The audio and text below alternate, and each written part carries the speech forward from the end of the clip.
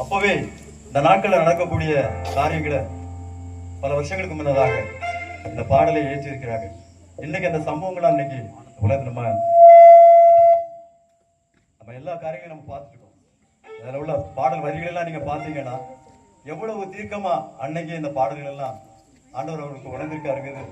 பல கோடி திரள் கோடி குகை தேடி வேகம் போடும் பாடலை அப்படி அவர் சேர்ந்து படிப்போம்.